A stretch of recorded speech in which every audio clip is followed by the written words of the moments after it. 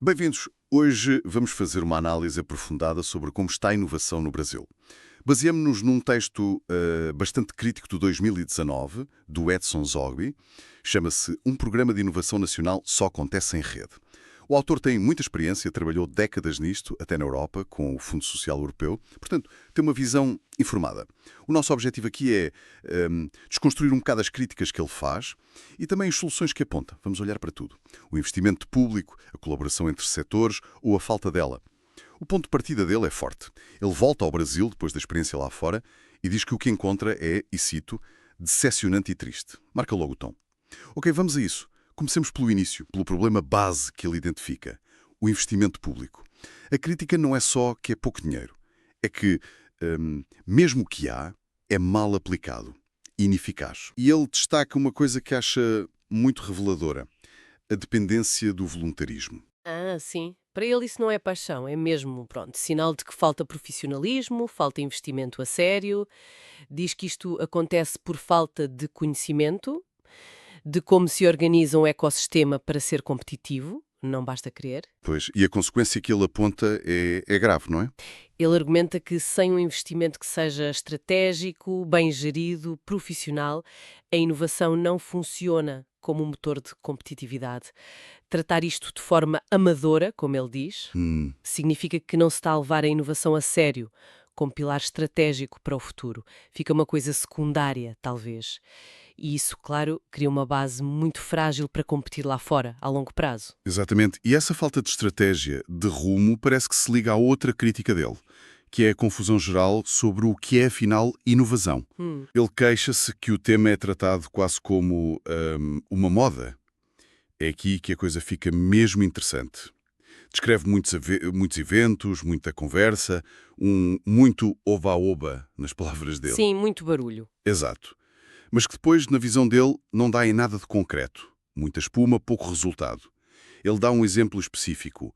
A confusão entre inovação e empreendedorismo. Ah, isso é clássico. Pois, ele é muito claro. Inovação exige criar algo novo, inédito, com valor. Empreendedorismo é criar um negócio. Pode ter inovação ou não. Certo. Pode ser empreendedor a replicar um modelo que já existe. Exato. E ele usa uma analogia engraçada. Diz que é como ter chefes que desconhecem o serviço, pessoas a decidir, Sem perceberem bem do que estão a falar. precisamente, sem dominarem os conceitos base daquilo que deviam estar a promover. Isto levanta uma questão importante que ele explora. Quais são as consequências práticas desta confusão toda?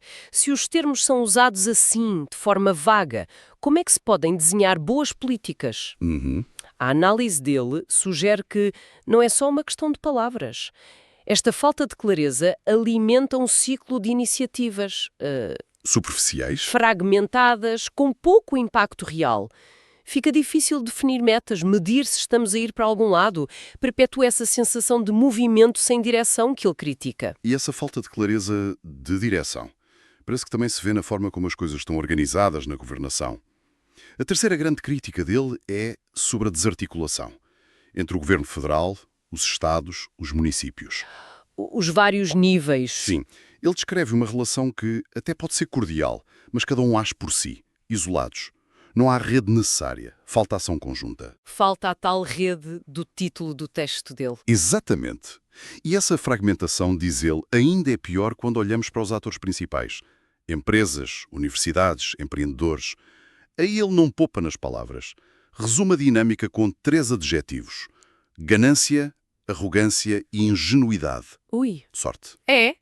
Vamos ver cada um. Comecemos pela ganância, que ele liga às empresas. Ele fala como ex-executivo. Descreve as empresas como muito focadas em protecionismo, em reservas de mercado, barreiras. Mentalidade defensiva. Sim. Em vez de inovarem para competir lá fora, muitas limitam-se a copiar coisas de fora às vezes mal e a vender cá dentro como se fosse novidade. Ele argumenta que a verdadeira competitividade exige outra mentalidade. E até cita um dado. Em 2016, o Brasil estava em 61º lugar em 63 países num ranking de competitividade. Pois, se ligarmos isto ao quadro geral que ele pinta, essa mentalidade que ele chama gananciosa, focada em proteger e não em criar, funciona como um travão forte. Sem dúvida. O texto defende que, em vez de se canalizar a energia para desenvolver coisas novas, competitivas no mundo, o foco fica na manutenção de privilégios e na cópia. E esta abordagem, para ele, limita o potencial do país e mantém uma dependência de modelos de fora. Não se cria valor próprio. A competição internacional exige mais, muito mais. O segundo termo é arrogância. E este vai para as universidades. Aqui ele fala como professor universitário que também foi. A crítica é dura. Vê as universidades muito presas a métodos antigos, mais preocupadas em dar títulos, em publicar artigos. Que muitas vezes poucos leem, não é? Exato, do que em gerar conhecimento que sirva à sociedade e à economia. Conhecimento aplicável.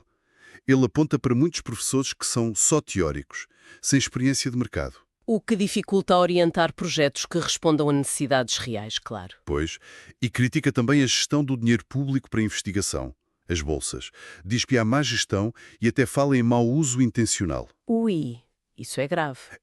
Fundos que deviam gerar inovação competitiva, mas que se perdem em burocracia ou projetos sem impacto prático. O que ele descreve como isolamento academicista, na análise dele, é um desperdício enorme Sim, de dinheiro e de inteligência. O potencial das universidades não é bem aproveitado para alimentar o ecossistema. Essa desconexão, segundo ele, impede a academia de cumprir o seu papel, que é dar talento, conhecimento, soluções. É uma falha no sistema todo. e o terceiro adjetivo, ingenuidade. Para os empreendedores.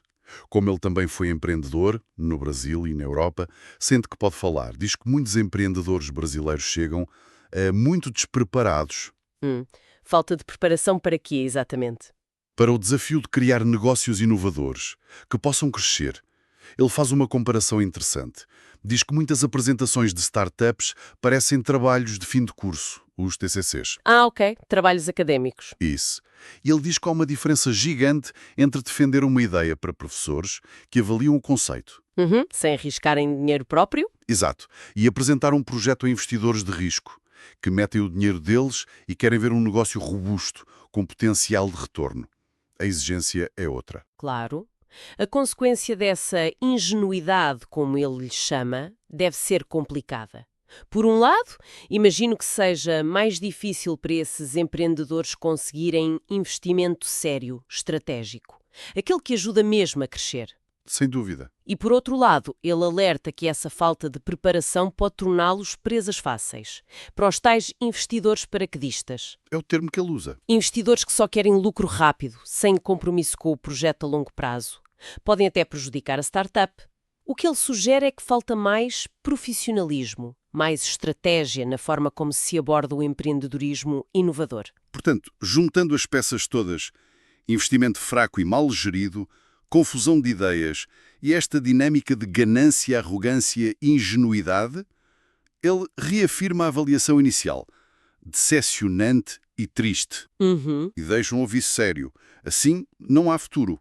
É preciso organizar este ecossistema. A inação não é opção.